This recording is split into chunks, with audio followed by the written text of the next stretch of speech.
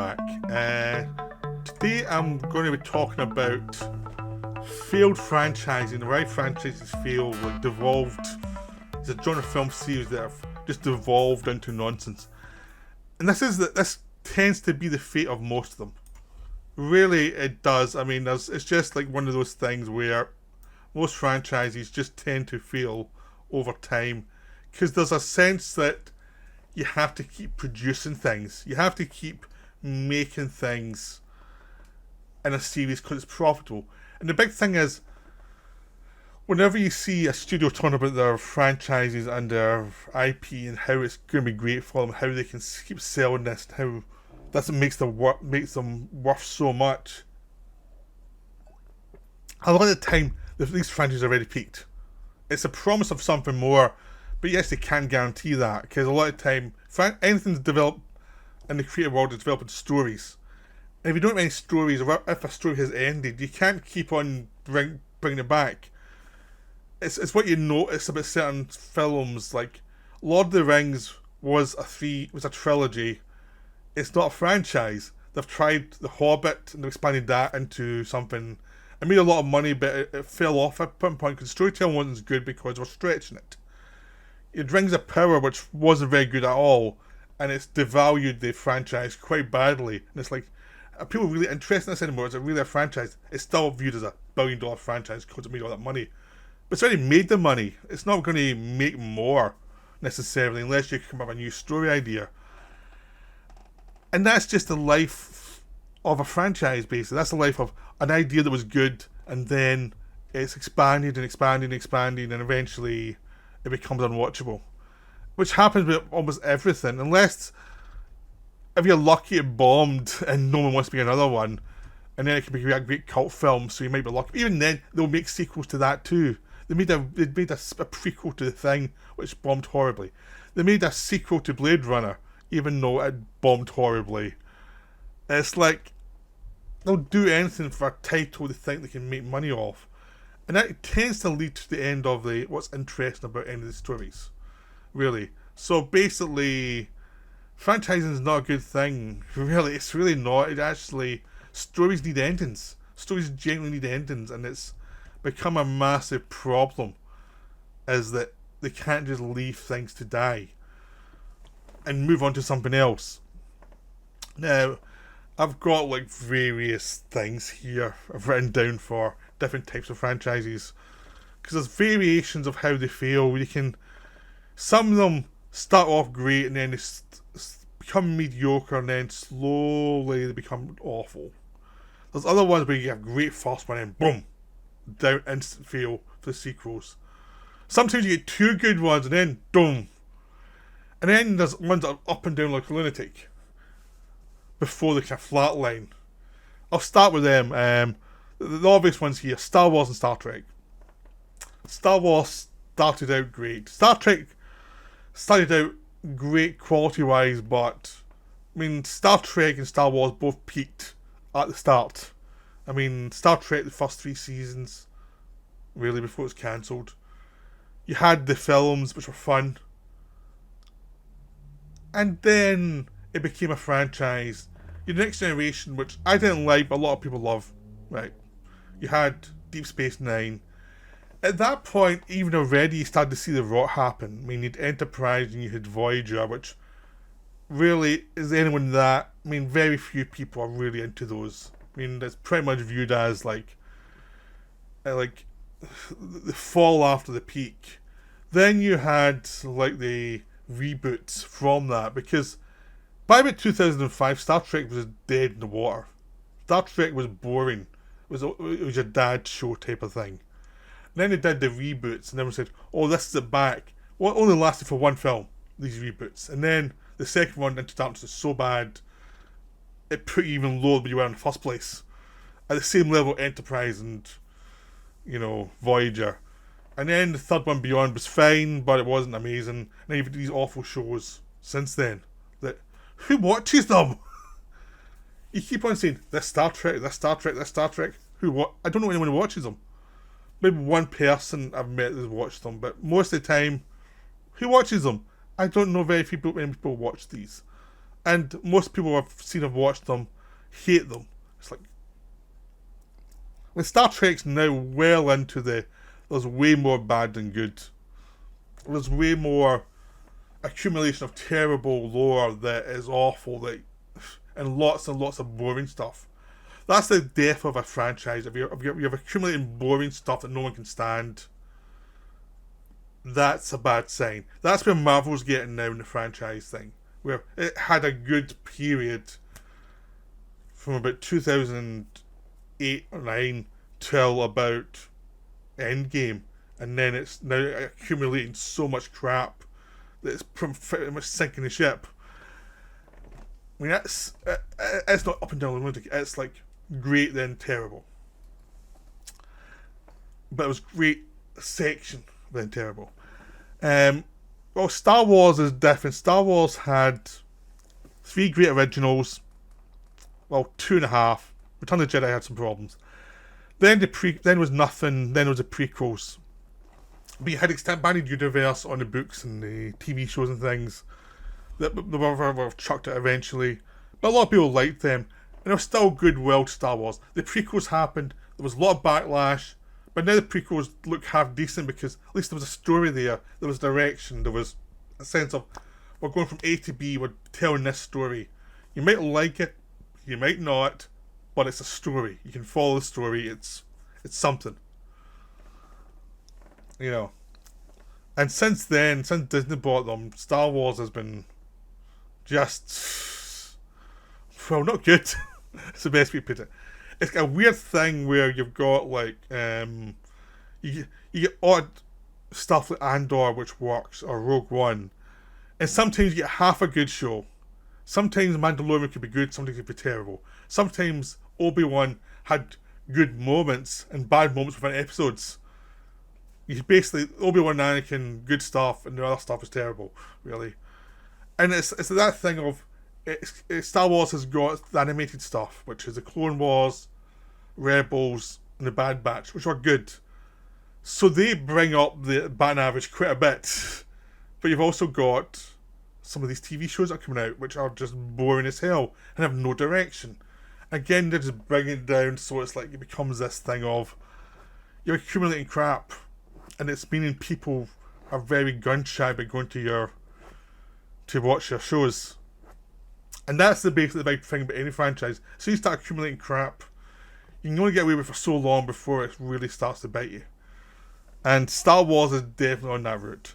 Marvel's on that route. It's like, I think everyone watched the first few Marvel shows and hoped for the best. And then, starting a point, like I think after Hawkeye was the last like one that I actually enjoyed. And then it became this thing of, and even Hawkeye and those early ones, they had a lot of problems. But it was like, there's problems here, maybe they can get better as they go. Maybe they'll find the problems they had here, and because Loki was fun, Hawkeye was fun, there's bits of others, and One Division done lots of good stuff, and then you're thinking, okay, maybe they'll figure something out, and then from then on it just got like, I'm not watching that, I'm not watching that, I'm not watching that, and the films were the same. Films became like really boring or half finished, or you had stuff like Thor, which felt like it was a first draft they shot. It was like, there's lots of stuff here. Thor: Love and Thunder felt like someone shot a first draft. Really, there's lots of films like that in Marvel where it's like they feel like you've shot a first draft and there's no momentum to the story. The situations are boring.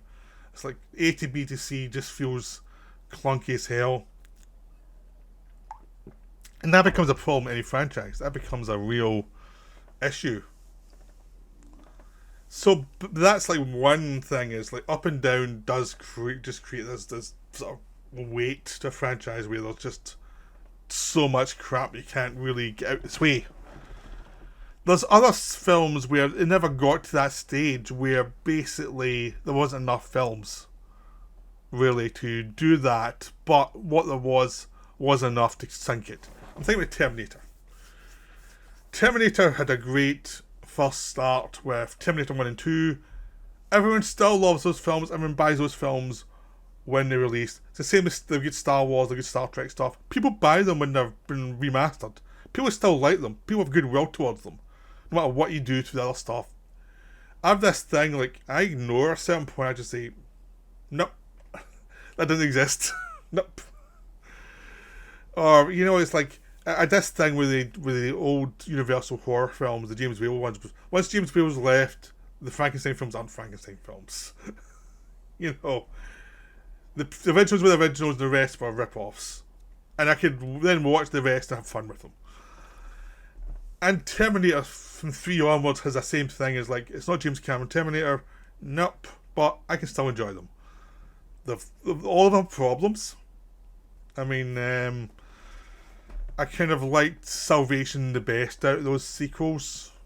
I liked the TV show that they did, the Save Connor Chronicles. Even that had such problems. There was some good stuff and some bad stuff there. But at least it was a general overall plus. I mean, Genesis was weird. It never worked. And the good people on it, but they couldn't make it work because it was just not a film that was needed. Dark Fate was awful. They brought James Cameron back and it was just awful. And just killed the series there and then. So it becomes like the accumulation. You can probably still do Terminator on TV if you find an angle. But as a film series, you've had 4 films that have not delivered, only 2 that have. That creates a baggage that you can't really get beyond. And that's what some film series end up doing, is that they create this baggage that you can't get beyond it because you've insulted the audience too many times. And I'm the ultimate sucker for Terminator for goodwill. I've watched them all in the cinema. Apart from Genesis, which came out when I wasn't mental health issues, and I was like, I'm not going to the cinema. But all the other ones I went to the cinema to see, and the goodwill's gone. It's really gone.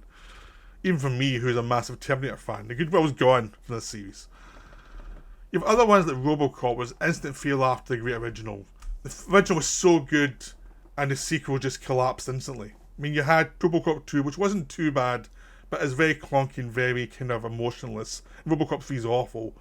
But I think with that film series, it was like, after the first one, people just wrote it off. It was like, it's not coming back after this. The writers and director have gone. And it was a product. It was always a product of certain people making these films. And if you change the people behind the scenes, it doesn't work. And I think the whole audience understood that instantly, and they were just like, great character, don't need to see anymore. And it's pretty much dead. I mean, the studio collapsed around it as well. But I think it was dead anyway, because it's sort of like with Terminator and like Star Wars. Without the originator, there's certain things that the originator knows about the series you need. And even with Star Wars and Terminator, you see, like, even when they come back, it might not be the same. Especially the Terminator thing, because that Dark Fate was bloody awful. But yeah, I mean, sometimes it just gets that way.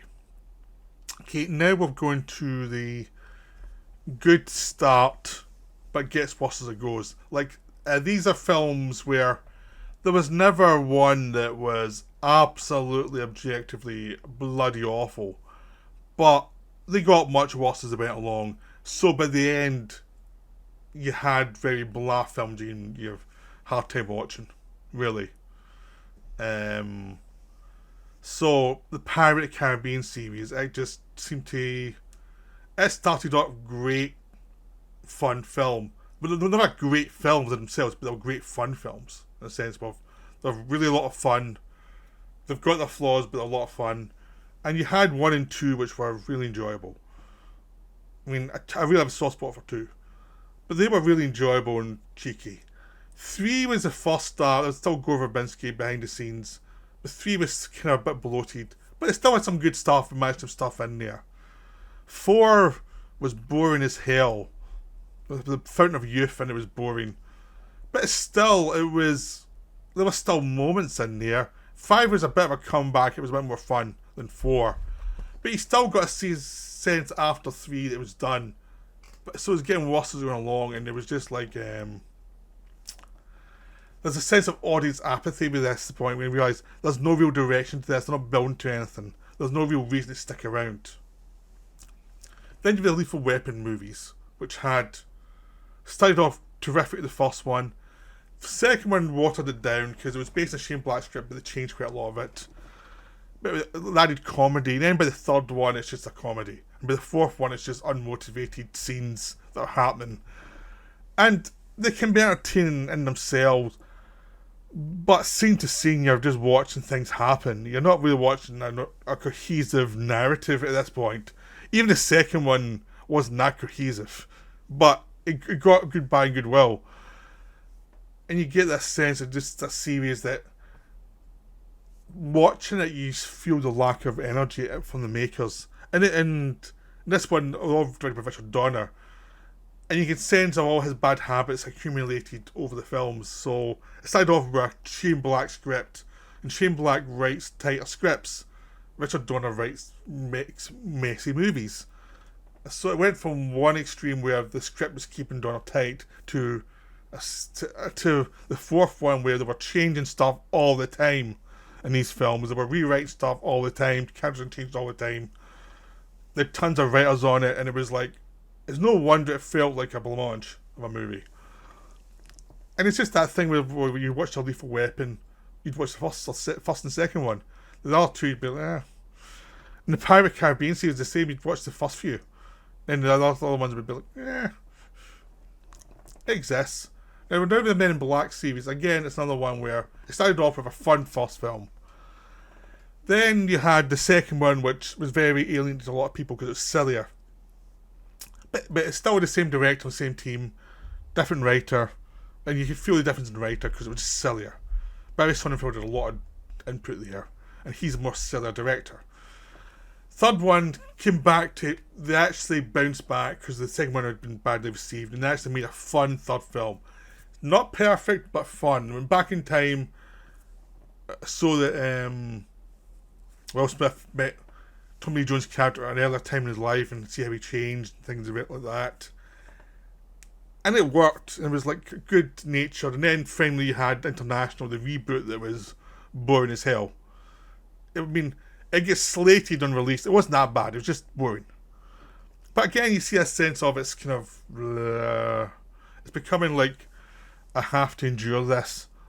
And it's like, you think the studios would be like, we need these films to be successful to finance our other films. We should put an effort into these films. And with this, all these series, it's like, is no one actually talking to the people in charge saying, we need cohesiveness, we need something. And it's the same with the Robocop and Terminator sequels. It's like, is no one in charge of these? It's actually with all these franchises that fail. It's like, is no one saying, okay, let's bring in people who actually have a passion, who can actually make some fun, do some fun with this. It just feels that they're just like going, and then the audience goes, it's like, well, how did that happen? How did a series fail? Because you weren't in development. And everyone can see it's like, people watch the film and go, I could have thought of that and probably something better than that. Why are you insulting me? That's the franchise problem. Now we go to the classic films to unwatchable films series. This is the thing, and the bizarre thing is all these examples. So they've all got 5 films in them that go from instant classic original to unwatchable final film. This is the actual inspiration, but I thought I'd get to the other categories first before I get to these ones. So it's Indiana Jones, Dirty Harry, and Die Hard. All 3 of them have the same thing. Instant classic first film. Raiders of the Lost Ark, Die Hard, Dirty Harry. All 3 of those films are still instantly rewatchable classics. And they have 1 or 2 films in the series which are fun. I mean, Indiana Jones has Temple of Doom, which is wonderful. A lot of people like Last Crusade, I'm not so keen. But they're not bad. Spielberg, they did number 4, which wasn't great, but it was a bit eccentric.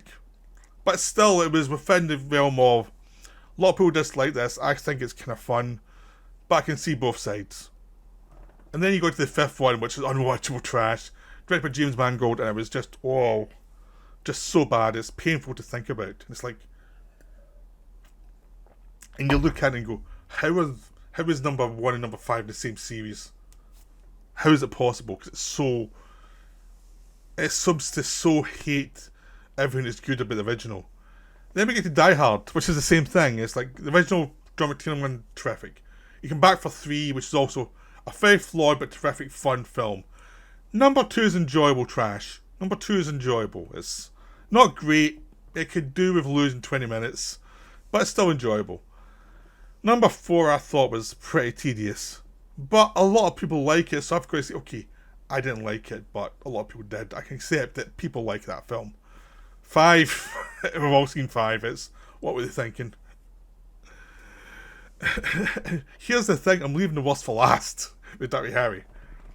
Dirty Harry, I would say maybe it has the strongest first one, the worst final one. I mean, it's debatable with all these ones, but personally for me, I think Dirty Harry might be the best of the originals. But that's this month. Maybe next month I'll say, oh no, it's Raiders. And maybe next month I'll say, oh no, it's Die Hard.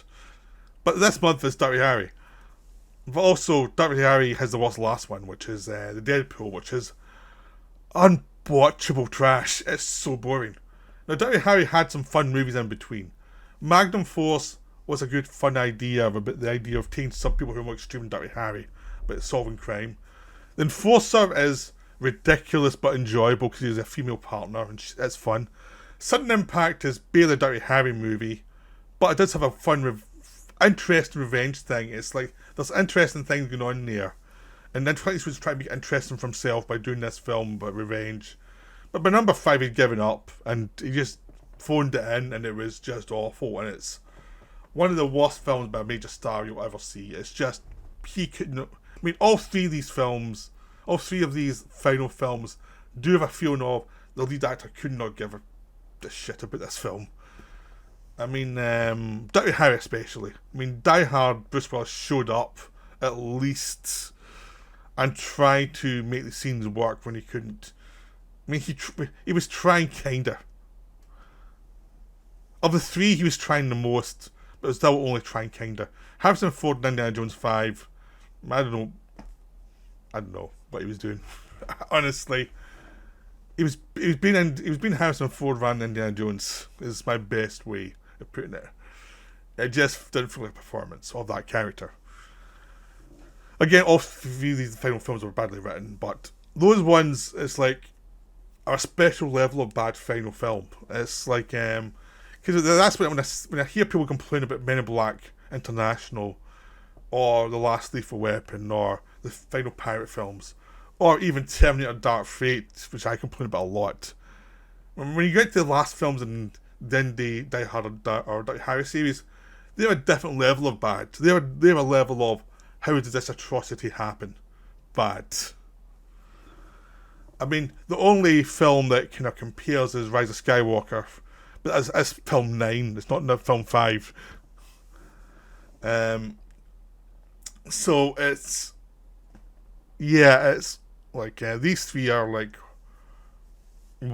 what happened is like, why do you hate yourself so much? Why do you want to hate your own series so much? You could have finished it at 4 and stuff, had some goodwill. You know, it's that kind of level of what the hell. I mean, the only thing number 5 does for any of these series is basically make number 4, which before was a bit divisive, look good in comparison. That's all those number 5s did. So yeah, these are devolving film series. These are like things that drive you mad when you watch, if you're a fan of these series, and go, what happened? Again, it's always back to, why does film studios hate their audience so much they don't even give a damn? Like, why do they just assume people are going to turn up?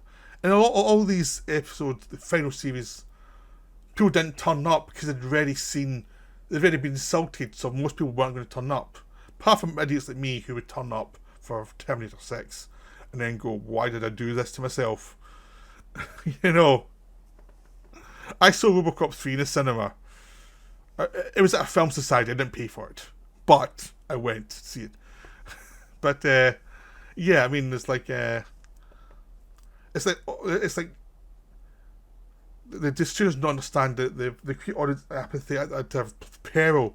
If they don't put the effort in the middle of the series to keep it fresh and keep the latest things working, you're not going to have a franchise. I mean, see what you want about Fast and the Furious or Mission Impossible. They put effort in to keep you interested. I mean, Fast and Furious have gone so far to the top, but they're making some effort still. compared to some of the ones I've just brought up, they look gold in comparison to some of the Fast and Furious. I mean, Mission Impossible is like weird gold standard of you're at film 7 and you're still doing really good stuff.